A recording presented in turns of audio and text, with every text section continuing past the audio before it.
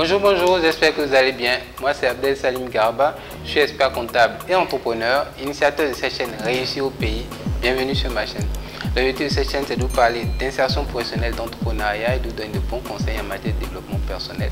Parce que je suis convaincu que le développement de l'Afrique ne peut venir que par sa jeunesse et que la jeunesse africaine, en fait, doit prendre ses responsabilités pour redonner les couleurs à ce continent. Alors, aujourd'hui, on va parler, en fait, de comment découvrir des opportunités d'affaires dans votre pays, dans votre région, dans votre localité. Donc, je vais partager avec vous un peu 5 éléments, 5 points à considérer lorsque vous voulez chercher à découvrir des opportunités de business dans votre environnement. Avant ça, je vais peut-être donner une petite anecdote, une petite histoire liée à un jeune enfant, un jeune garçon qui demande à son père un jour: papa, est-ce que tu sais où va le monde? Et le papa, étonné par la question, répond: je t'avoue que je ne sais pas et je crois que personne ne sait. Et le garçon, déçu de répondre au papa: donc tu ne sais vraiment pas où va le monde, tu n'en sais rien et tu n'as aucune information dessus. Et finalement, le papa qui dit: effectivement, je n'ai aucune information sur où va le monde, mais par contre, ce que je peux te dire, c'est que demain sera différent d'aujourd'hui. Et quand on tire de la réponse du papa, demain sera différent d'aujourd'hui, il faut retenir un élément important, c'est que le monde change. C'est la clé. La clé des opportunités, c'est que le monde change. Et le premier élément à considérer lorsque vous voulez découvrir une opportunité de business, c'est d'observer les changements autour de vous. Je vais donner un exemple simple. Lorsque vous prenez, il y a une centaine d'années, la manière dont on faisait l'agriculture, on le faisait de façon très traditionnelle. Encore en Afrique, on continue encore dans certains villages, dans certaines régions à le faire de façon très traditionnelle. On utilise la roue, les machettes, machin. Mais aujourd'hui, dans les pays industrialisés où l'agriculture, le secteur primaire est très développé, on utilise aujourd'hui des machines. Mais dès lors que vous changez la façon de faire, donc le changement entre la méthode traditionnelle agricole et l'industrialisation des machines crée en même temps ce qu'on appelle une opportunité d'affaires. Pourquoi? Parce qu'autour de ce nouveau outil de production, vous pouvez bâtir énormément de business. Donc, ne serait-ce que cette machine-là, celui qui se met déjà à la produire pour fournir les entreprises qui ont envie de faire, qui sont dans le secteur agricole, c'est une idée de business. Celui qui, par exemple, se positionne par exemple dans la maintenance de ces équipements-là, c'est une idée de business. Celui qui, par exemple, se positionne par exemple dans la fourniture en pièces mécaniques ou en carburant, etc., de ce type d'outils, c'est une idée de business. Un autre exemple très simple. Quand on prend tout ce qui est outils, disons médias de communication, il y a 100 ans, il y a un peu moins d'un siècle avant, on avait la radio qui avait été inventée avant la télé. Donc quand vous prenez la télé, aujourd'hui quand on est passé de la radio à la télé, le simple fait qu'on ait inventé la télé fait qu'aujourd'hui, vous avez des entreprises qui peuvent passer leurs annonces à la télé, faire la promotion de leurs produits, donc rendre visible leurs produits. Vous avez derrière des chaînes de télévision qui se sont créées sur diverses thématiques. Donc un peu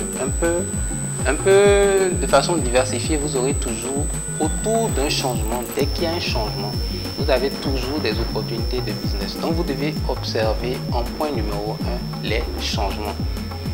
Aujourd'hui, l'exemple le plus concret, c'est l'Internet et c'est les réseaux sociaux. Aujourd'hui, si vous observez bien, la moyenne des gens regardent bien moins la télé et beaucoup plus sont sur les réseaux sociaux. Donc, qui dit réseaux sociaux aujourd'hui, on dit que l'attention des gens a été déplacée de la télé vers les réseaux sociaux. Donc, ce qui veut dire qu'aujourd'hui, si vous voulez voir les opportunités de business autour de vous, vous devez vous observer maintenant comment exploiter l'opportunité d'Internet. Donc le deuxième élément à prendre en compte, c'est le niveau de consommation en fait des services. C'est-à-dire qu'aujourd'hui, la plupart des gens sont des consommateurs. Donc l'Africain lambda est un consommateur. Vous avez un smartphone, vous êtes un consommateur. Vous avez, quel que soit le besoin, que ce soit pour les besoins primaires, les besoins secondaires, c'est-à-dire vous avez besoin de vous loger, de vous nourrir, de vous vêtir, de vous sécuriser. À chaque niveau, vous avez besoin de consommer des produits. Et à chaque fois que vous consommez un produit, sachez que derrière, il y a au moins 10 business qui tournent autour de cette consommation-là. Ce qu'on vous dit aujourd'hui, c'est quoi? C'est que si vous voulez découvrir des opportunités de business, commencez à regarder, à observer le monde ou l'environnement dans lequel vous êtes, pas du regard du consommateur, mais du regard du producteur ou de celui qui veut commercialiser le produit. Quand on vous vend un téléphone, analysez un peu celui qui vous vend le téléphone, combien il gagne et ce qu'il peut faire, à combien de personnes il peut vendre ce téléphone. C'est-à-dire que regarder une opportunité d'affaires, découvrir une opportunité d'affaires nécessite que vous observiez votre environnement, que vous observiez comment les gens interagissent avec vous, ce qu'on vous vend. Que vous ne soyez pas juste des consommateurs, mais que vous essayez vous aussi de vendre quelque chose à d'autres. Donc, l'objectif, ce n'est pas simplement de racheter, de consommer, mais c'est aussi de chercher à vendre à son audience un produit ou un service. Et un troisième élément qui est important, c'est que beaucoup se diront que il y a pas mal d'opportunités qu'ils ont déjà ratées. Parce qu'à l'ère d'Internet, avant Internet, il y avait la radio, après la radio, il y a eu la télé. Aujourd'hui, il y a la télé, mais avec les médias sociaux, en fonction des domaines, des secteurs. Certains vont dire qu'il y a 30 ans, leurs parents avaient plus d'opportunités que maintenant. C'est faux. Les opportunités, il y en a tous les jours. Les opportunités changent constamment. Et en fait, le monde change constamment. Donc, les opportunités d'hier, certes, ne reviendront pas plus aujourd'hui. Même si nos parents avaient des opportunités que nous, on n'a pas aujourd'hui, il y a du fait que le monde change et que le monde évolue constamment, ça veut dire qu'il y a systématiquement des opportunités d'affaires. Un élément essentiel pour identifier une opportunité d'affaires aujourd'hui, même si vous n'avez pas une approche globale, c'est de chercher à comprendre, à identifier les problèmes que les gens ont autour de vous. Lorsque vous êtes dans un environnement et que les gens se plaignent d'une situation très régulièrement, la façon d'identifier l'opportunité d'affaires, qui dit problème, dit opportunité d'affaires. Parce qu'en réalité, un entrepreneur, c'est quoi? C'est quelqu'un qui vient apporter des solutions à un problème existant. Et la quantité d'argent que vous allez faire sera directement proportionnelle à la masse, en fait, au problème que vous allez résoudre, au nombre de personnes auxquelles vous allez résoudre le problème. C'est-à-dire que si vous vous apportez une solution qui résout le problème de 100 personnes, la quantité d'argent que vous aurez sera proportionnelle à ces 100 personnes. Si vous apportez une solution qui résout le problème de 10 000 personnes, la quantité d'argent que vous aurez sera directement proportionnelle à cela. Donc, c'est-à-dire que vous venez, vous observez autour de vous, vous avez le regard, pas d'un consommateur, mais de quelqu'un qui est vendeur ou qui est vendeur, et vous essayez d'identifier un problème autour de vous. Et à partir de là, vous allez voir que des opportunités de business, vous allez l'en déceler progressivement. Et quand vous commencez à avoir ce regard-là, vous allez observer que quasiment chaque jour, à tout instant, vous allez commencer à voir en fait que les opportunités d'affaires sont nombreuses, elles sont multiples et on ne peut même pas toutes les saisir. Donc, le quatrième point qui est important aussi à savoir, c'est que quand il y a changement, vous devez vous documenter. Donc, se documenter par rapport au changement. C'est-à-dire, pourquoi?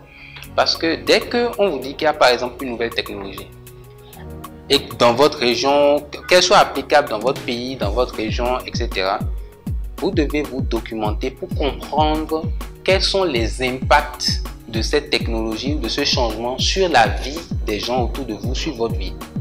Parce que ce qui va se passer, quand je prends par exemple tout ce qui est technologie digitale aujourd'hui, tout ce qui est lié au digital implique de réduire l'intervention humaine et donc de réduire les salariés, le nombre de personnes qui vont travailler et donc derrière de faire plus appel à la technologie pour être efficace.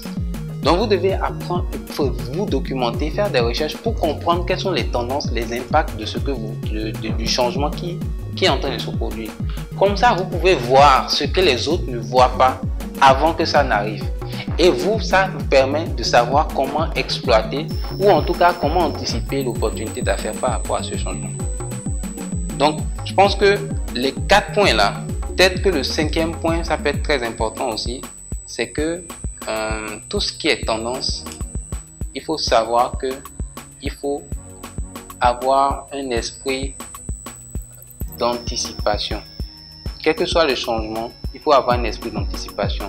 Une méthode que moi je vous donnerai de façon un peu plus pratique, c'est que regardez autour de vous la situation, peut-être dans l'environnement dans lequel vous êtes. Choisissez une thématique qui vous intéresse et faites un benchmark. Allez voir, je sais pas, vous êtes au Sénégal, allez voir en Côte d'Ivoire, ensuite en France, aux États-Unis, au Japon. Allez voir ce qui se fait de mieux dans la niche, dans le secteur dans lequel vous êtes intéressé.